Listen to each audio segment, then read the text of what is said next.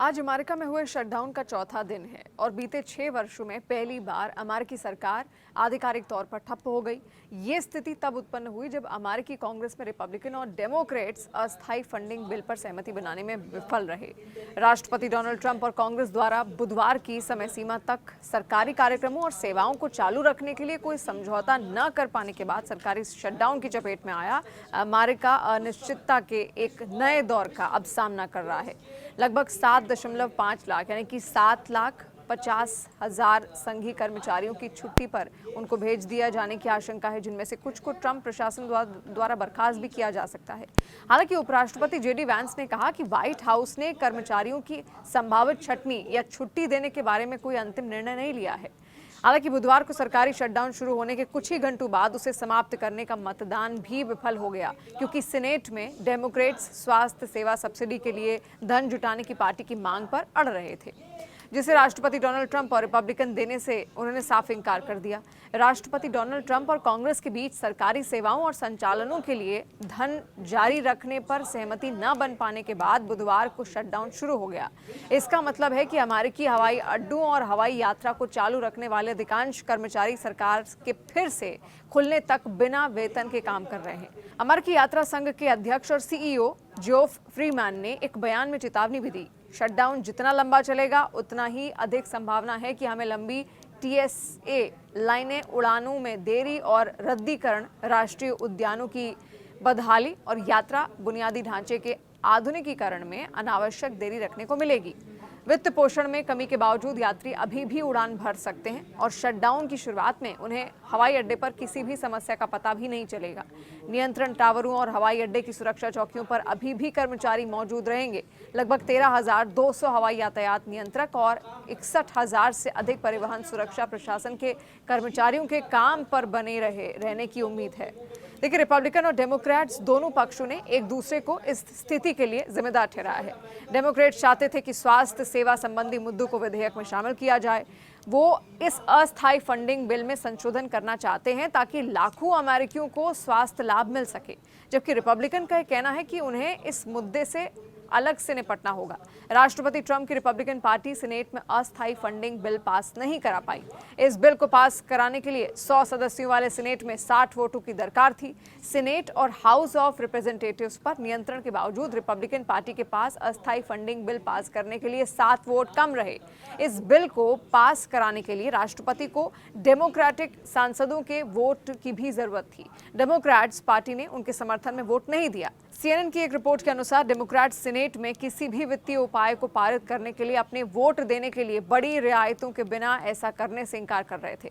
ये तीसरी बार है जब ट्रंप को फंडिंग बिल के मुद्दे पर ऐसी स्थिति से 2-4 होना पड़ा है। इस साल व्हाइट हाउस में उनकी वापसी के बाद ये पहला शटडाउन है। उनका रिकॉर्ड एक ऐसे राजनीतिक माहौल में बजट प्राथमिकताओं को लेकर ध्रुवीकरण को रेखांकित करता है जो पारंपरिक समझौतों के बजाय कठोर रूप की तरजीह देता है।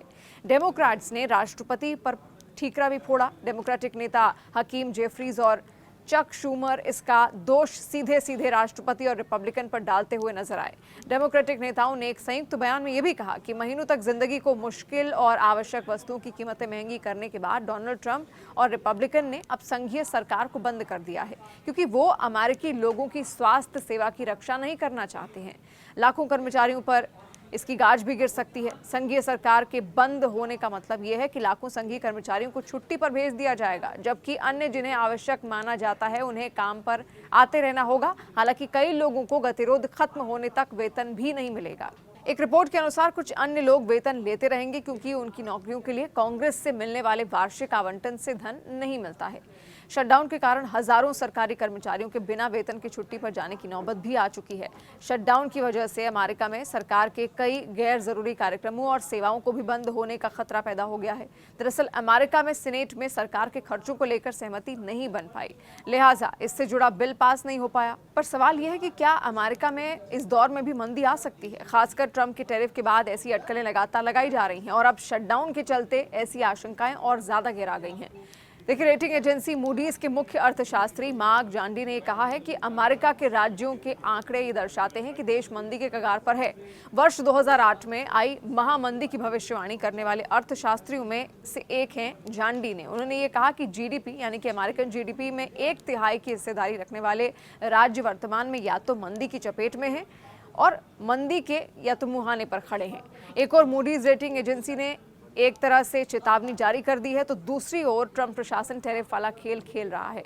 भारत से अमेरिका 50% टैरिफ वसूल रहा है। ऐसे में सवाल ये उठता है कि क्या ट्रंप मूडीज के मुख्य अर्थशास्त्री की रिपोर्ट पर विचार करेंगे या फिर नहीं। उन्होंने न्यूज़ वीक को दिए एक साक्षात्कार में भी ये कहा, एक औसत अमेरिकी के लिए ये जोखिम दो तरह से सामने आता है। पहला असर तो इसका ये होगा कि आवश्यक चीज़ें यानी कि इन्फ्लेशन इन यूएस की कीमतें ज़्यादा बढ़ जाएंगी, इन्फ्लेशन होगा।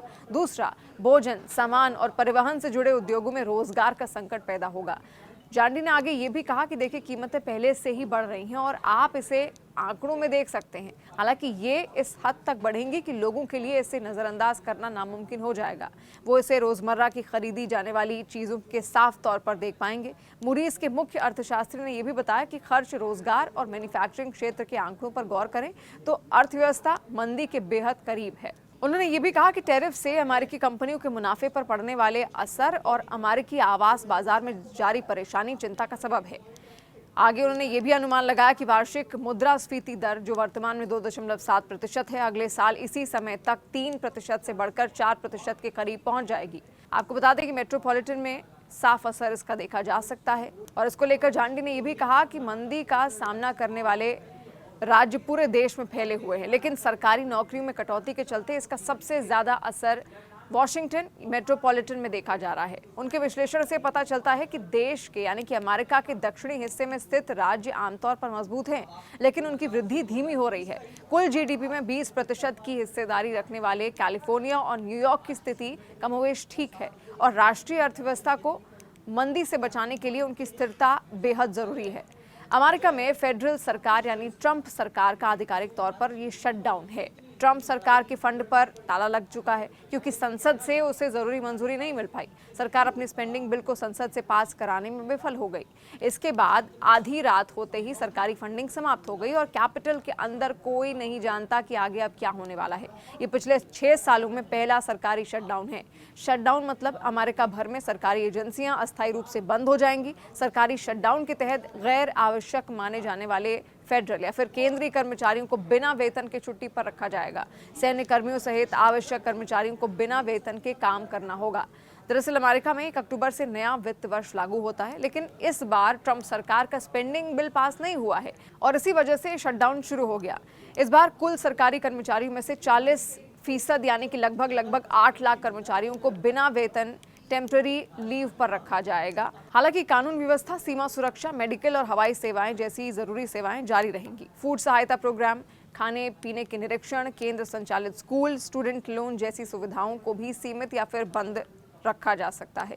इसके अलावा शटडाउन का असर ट्रांसपोर्ट सेवाओं पर भी दिखेगा। कई एयरलाइंस ने सेवाओं पर असर की आशंका भी जताई है। उड़ानें लेट हो सकती हैं। एक्सपर्ट्स का ये भी मानना है कि शटडाउन जितना लंबा चलेगा उसका दुष्प्रभाव उतना ही ज्यादा होगा।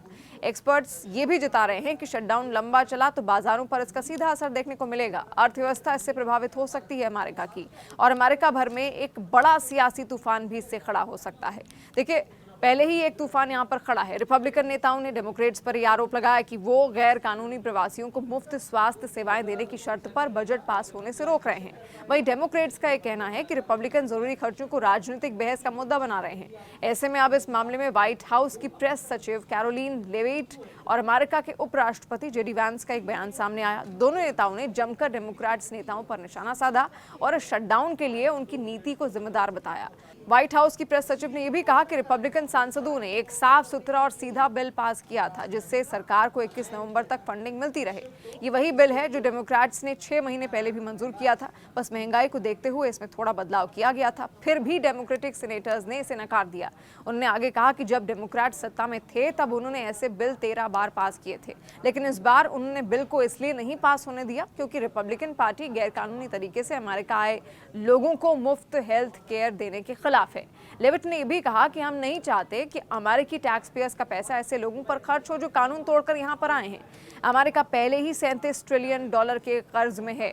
इस मामले में उपराष्ट्रपति जेडी वैंस ने भी डेमोक्रेट्स पर आरोप लगाया। उन्होंने कहा कि डेमोक्रेट्स कहते हैं कि वो दवाओं की कीमतों को कम करना चाहते हैं। जब राष्ट्रपति ने दवा कंपनियों से बातचीत कर दवाएं सस्ती करने की कोशिश की तो डेमोक्रेट्स ने कोई मदद नहीं की। अब वो सरकार को इसलिए शट डाउन कर रहे हैं क्योंकि हम गैर कानूनी प्रवासियों को अरबों डॉलर की मुफ्त हेल्थ केयर नहीं देना चाहते।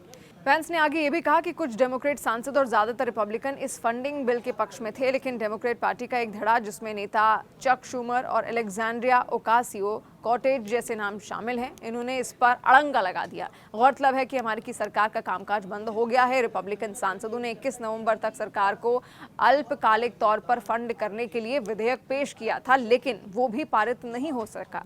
डेमोक्रेट सांसदों ने इस बिल का विरोध किया, जिसके बाद ट्रंप सरकार के दूसरे कार्यकाल में पहली बार सरकारी फंडिंग रुक गई और शटडाउन हो गया।